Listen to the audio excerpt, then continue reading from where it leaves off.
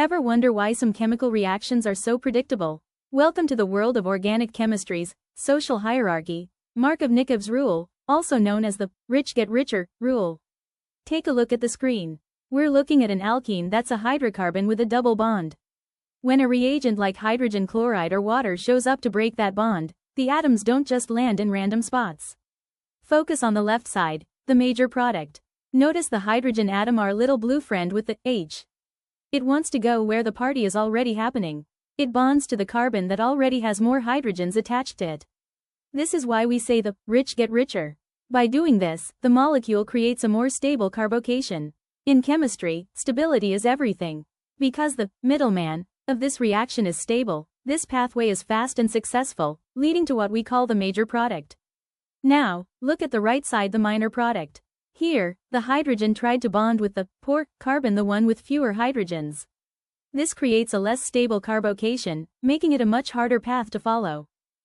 To truly master Markovnikov's rule, we have to go behind the scenes and look at the mechanism. It all starts with the attack. Look at the alkene on the left.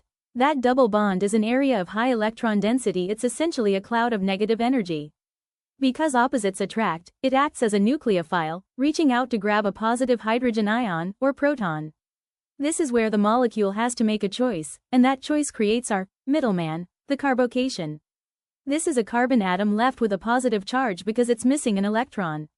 Follow the green arrow to the top right.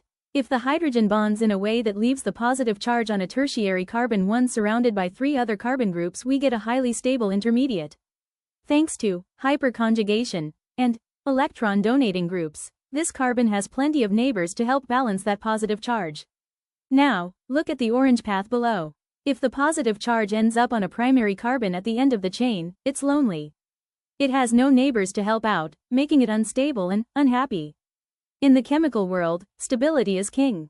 The reaction will almost always take the green path because the stable middleman is much easier to form. This intermediate is the secret bridge that leads us directly to the major product. 2.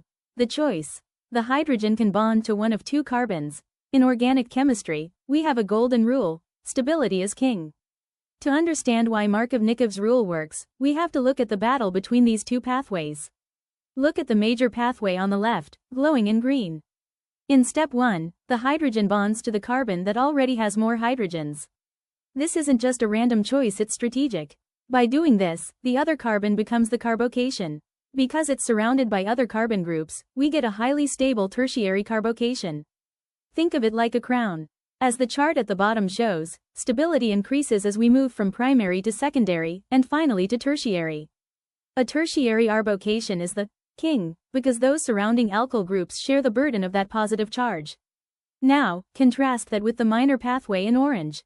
Here, the hydrogen bonds to the carbon with fewer hydrogens. This forces the positive charge onto a lonely carbon at the end of the chain. This less stable carbocation represents instability. It's high energy, difficult to form, and prone to failing. The takeaway is simple. The reaction is lazy, it wants the easiest, most stable route. Because the major pathway leads to a stable, king, intermediate, it's the path the reaction takes almost every single time.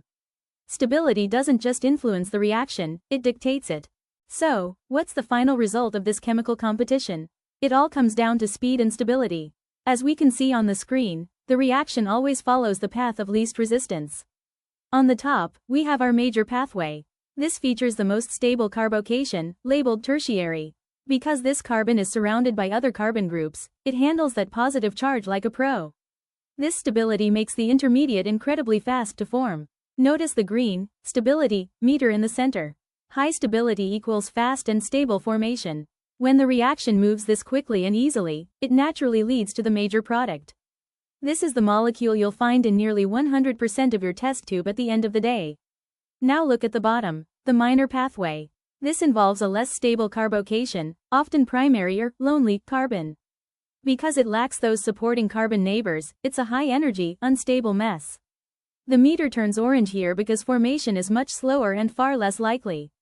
This slower route yields the minor product, which rarely happens in a real-world scenario.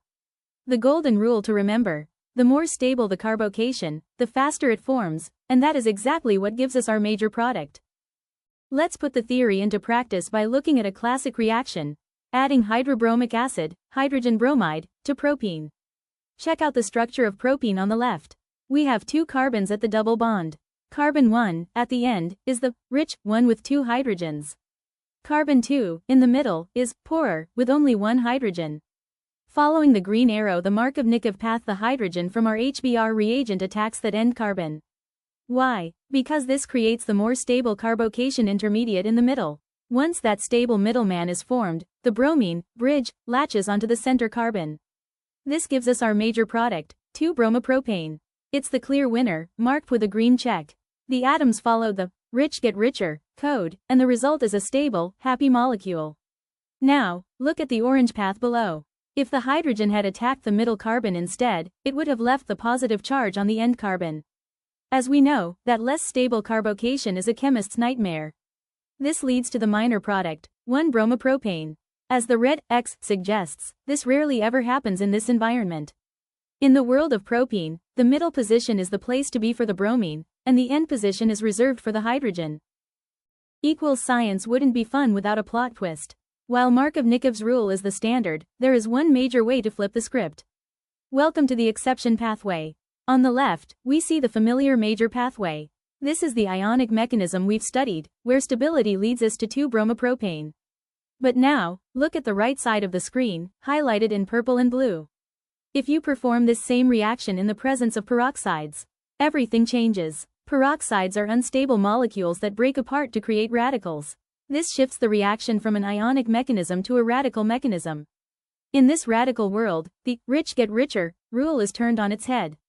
Instead of the bromine latching onto the middle carbon, it ends up on the terminal carbon, the one with more hydrogens. This is known as anti-Markovnikov addition.